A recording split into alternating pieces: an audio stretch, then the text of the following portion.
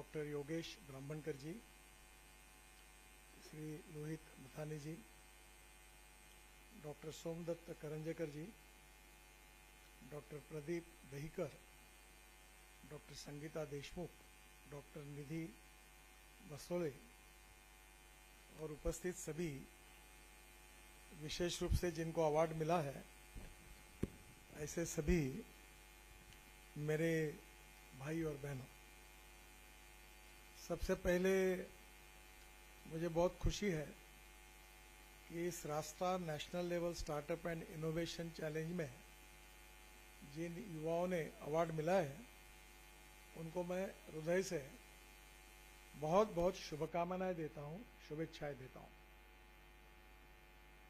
विश्व में भविष्य में यही तय होगा कि कौन सा देश रिसर्च में सबसे आगे है,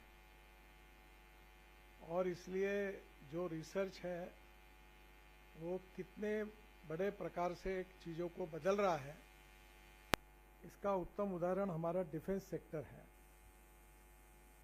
एक समय लड़ाई हम लड़ते थे तो रणगाड़े चलते थे, ट्रक में सैनिक बैठते थे राइफल लेके, फिर उतरते थे, और अब तो मिसाइल शुरू हुई और ड्रोन से मिसाइल, तो लड़ाई पता ही नहीं चलती, कहाँ बॉर्डर पर कुछ नहीं चलता पर लड़ाई चालू रहती, क्योंकि लड़ाई के टोटल नॉर्म्स बदल चुके हैं।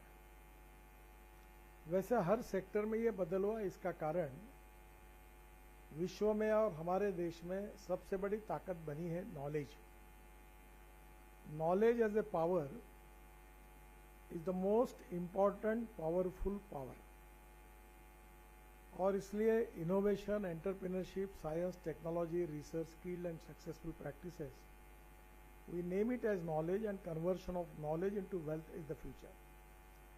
और इसलिए आप जो काम कर रहे हैं वो देश के भविष्य को हम विश्वगुरु कैसे बनेंगे और प्रथम क्रमांक पर कैसे जाएंगे, इसका डायरेक्ट संबंध कोई है तो स्टार्टअप और उसके रिसर्च के साथ है।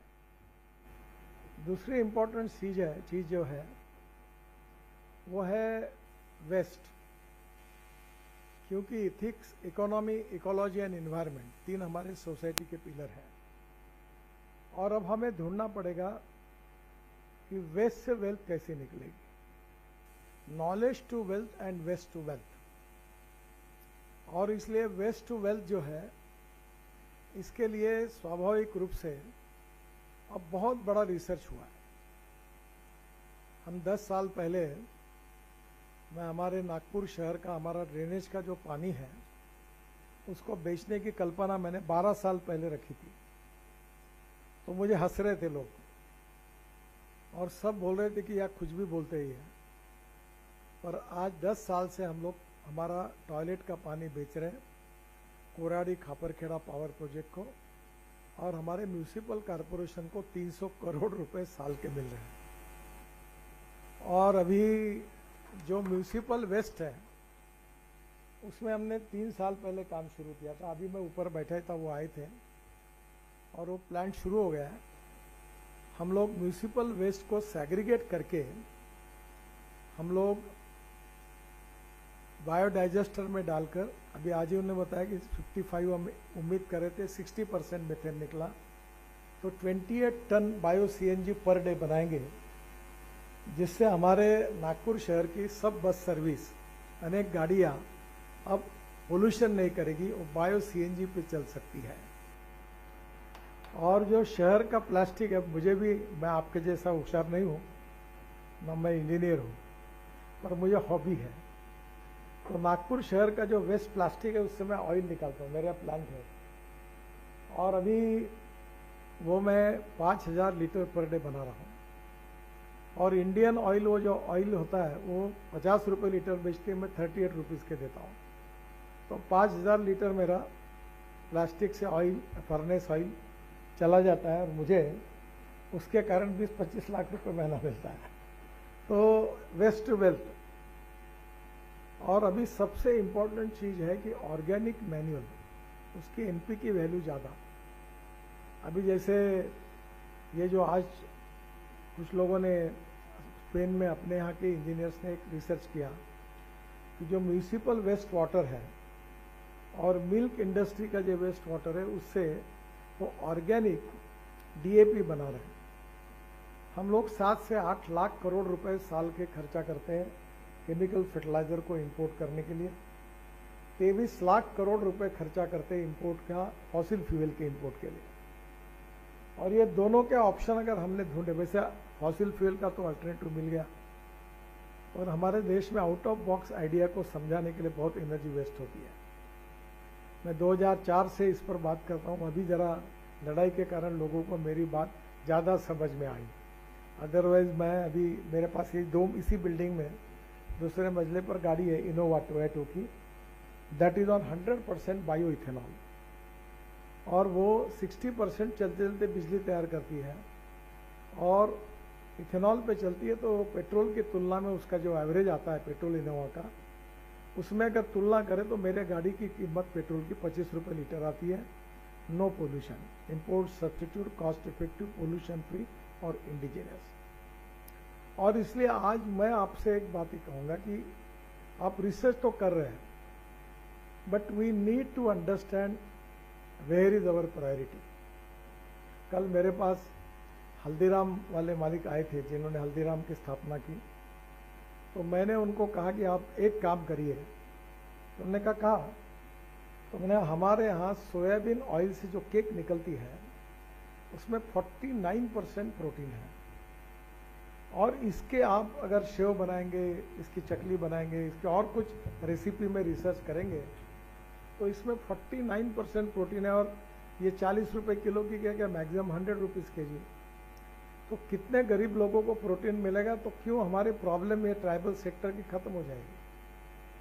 अभी एक तमिलनाडु में प्लांट है, वो राइस से, अभी ये करंजेकर या भंडारा गोंदिया जिले के यहाँ राइस ही होता है, तो राइस स्ट्रॉ से 5 ton of rice straw is given 1 ton of bio CNG. मैंने भी प्लांट डाला है हमारे यहाँ गोंदिया जिले में, और अभी वो प्लांट ट्रायल है, अभी नया कैपेसिटी रिलायंस ने मौदा में डाला है, और वहाँ वो 12 टन सीएनजी तैयार कर रहे राइस स्ट्रॉ से। By using biotechnology, increase the growth of biomass, and by using biomass, we can make bio-CNG, bio-LNG, even we can make ethanol from that, even hydrogen. And hydrogen is a fuel for the future.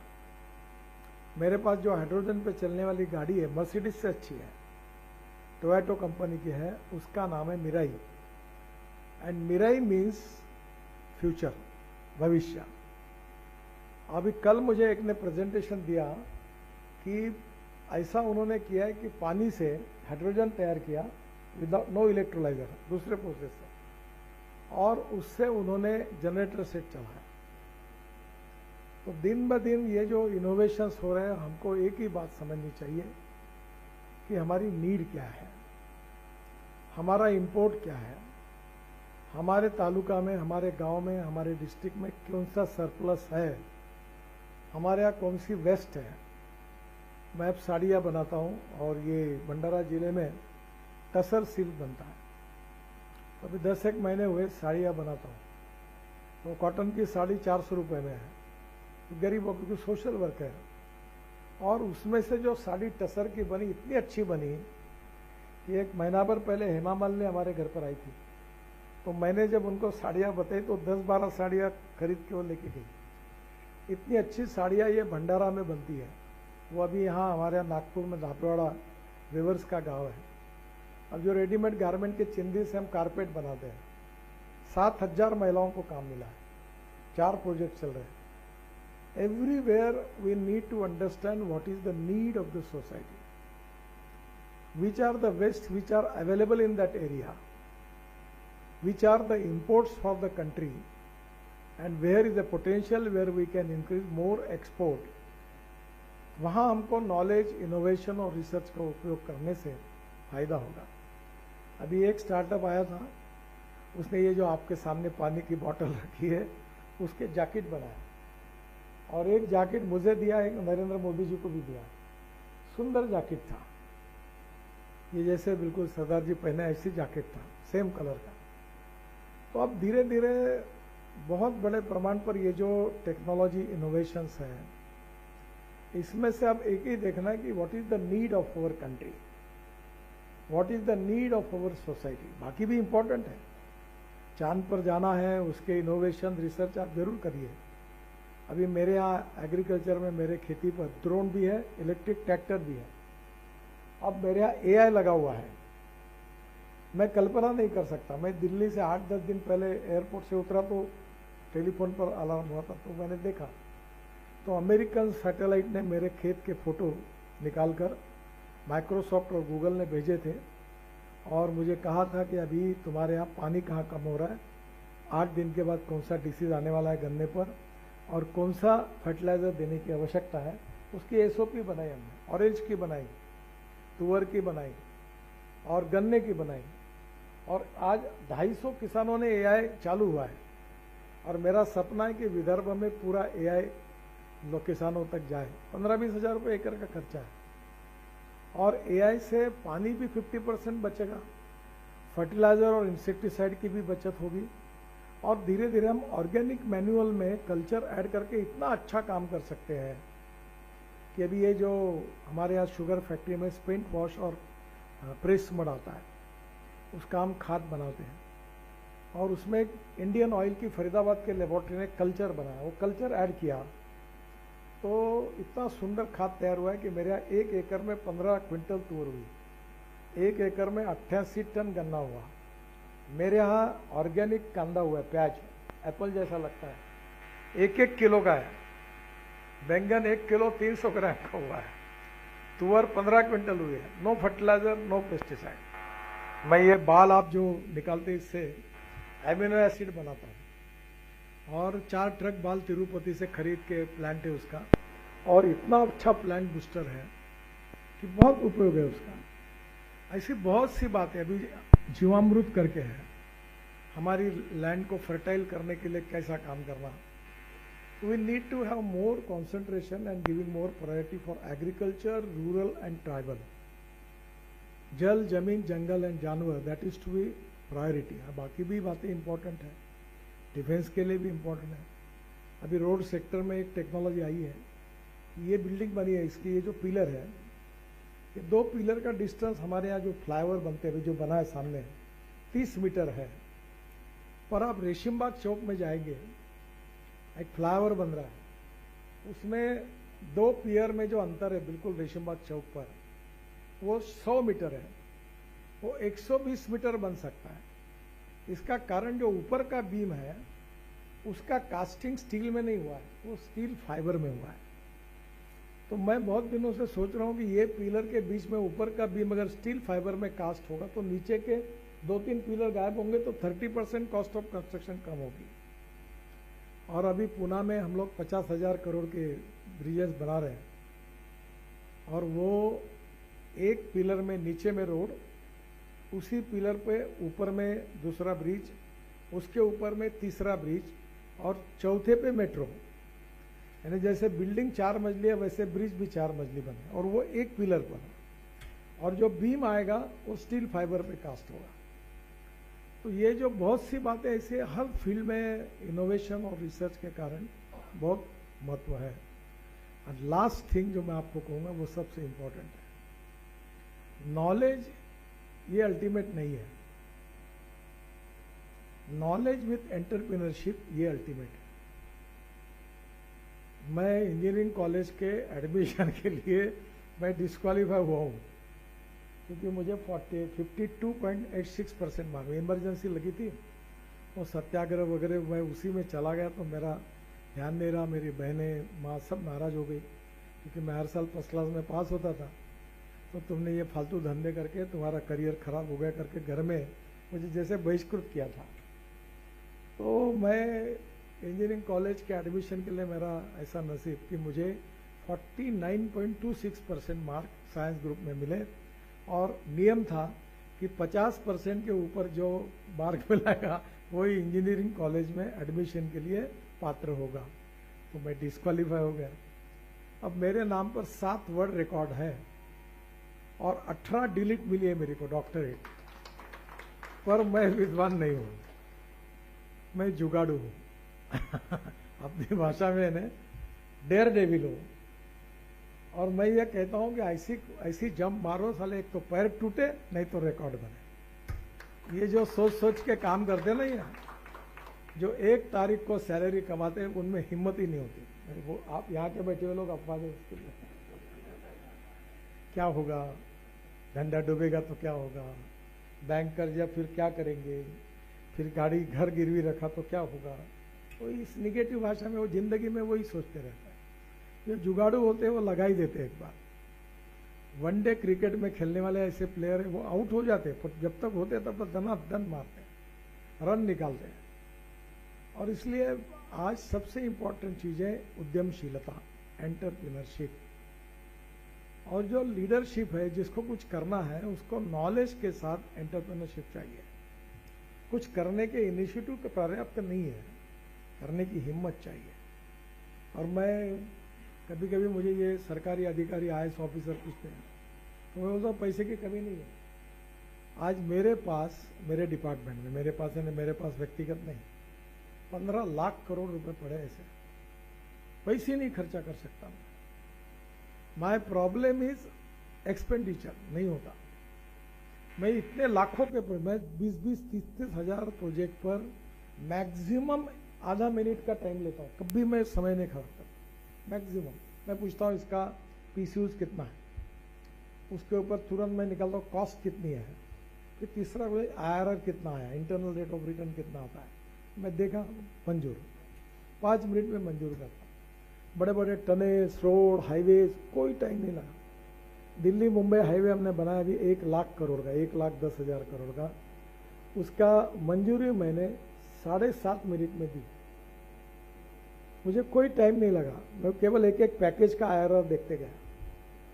इस देश में पैसों की कमी नहीं है, ईमानदारी से काम करने की हिम्मत रखने वाले, डायनेमिक लीडरशिप इनिशिएटिव लेने वाले लोगों की जरूरत है।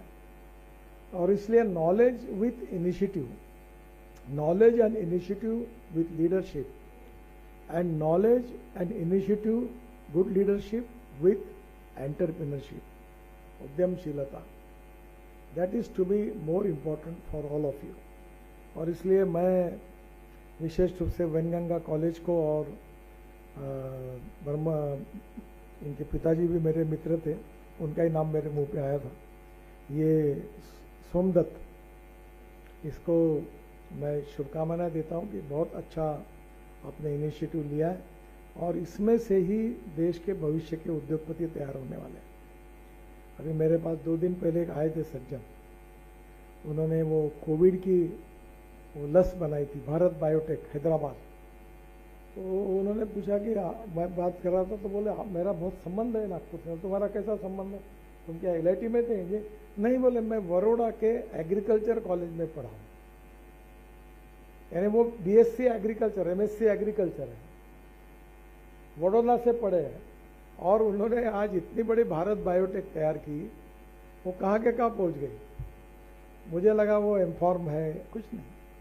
इसलिए कभी कभी लोग कहते हैं कि नॉलेज तो मिल जाता है बाजार में, पर नॉलेज के साथ काम करने वाली हिम्मत, विजन, ये बहुत इंपॉर्टेंट है। You can donate I, but you can not donate vision. Appropriate vision for futuristic development is the key of success.